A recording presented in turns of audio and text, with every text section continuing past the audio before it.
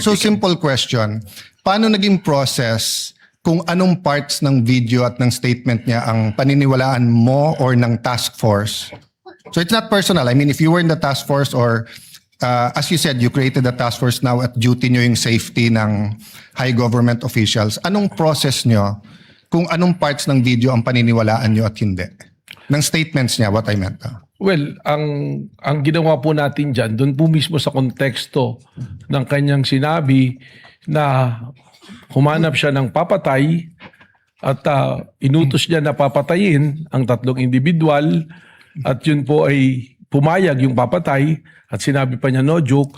Doon pa lamang po ay pong nakita yung pong ating hinahanap po na mga pwede niyang pananagutan po sa batas. Well, as an appointee of this government, as a lawyer, as an NBI director, I see your point and I get that. But what I meant is that before that statement, sabi kasi niya, kung papatayin ako, I mean, the record will bear out naman yung eksaktong sinabi niya. No? So this is my paraphrase. But ang pagkaintindi ko sa sinabi niya, kung papatayin ako, eto yung tatlong papatayin mo. And ang impression ko, pinagbibintangan niya yung tatlo na may plot against her. So yun ang tanong ko dun sa two previous NBI directors. If you're gonna believe that she contracted or talked to, may kausap, no? Siya, if you're gonna believe that may kausap siya at papapatay yung tatlo, will you not believe the previous nung sinabi niyang kung ako naman ang papatayin? Hindi po ganoon sapagkat ang tinignan na nga po natin ay yung kanyang mismong pagbabanta. At sa amin po sa ngayon yung aking pong task force na nag-iimbestiga ay malinaw po na ang tinitingnan ay kung ano na ang nangyari dahil doon sa pagbabanta. Okay.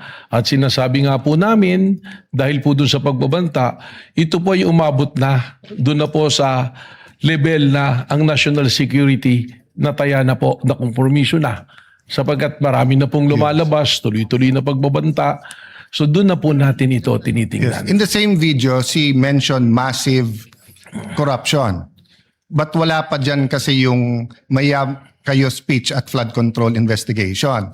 So same question, Director. Naintindihan ko, yun yung pinaniwalaan nyo. May kausap siya, no joke, no joke. Pero ang question ko, paano yung proseso nyo or anong naging thinking nyo na etong papapatay yung presidente, pinaniniwalaan ko. Pero etong siya ang papatayin, hindi ko paniniwalaan. At etong graft and corruption, hindi ko rin paniniwalaan. What's the process there? Well, ang proseso po dyan ay tinignan naman natin doon po sa pagbabanta niya kung sa grave threat po yung pag-uusapan natin. Alam naman po natin na yung threat na yan is absolute dahil nandoon naman po yung elemento eh.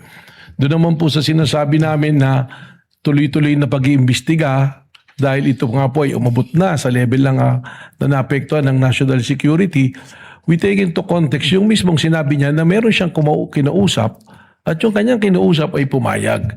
Yung po kanyang sinasabi na kung papatayin ako, that is supposed to be na statement niya sa aming pong pananaw just to cover yung kanyang pagsasabi na siya may kinausap para patayin ang ating Pangulo.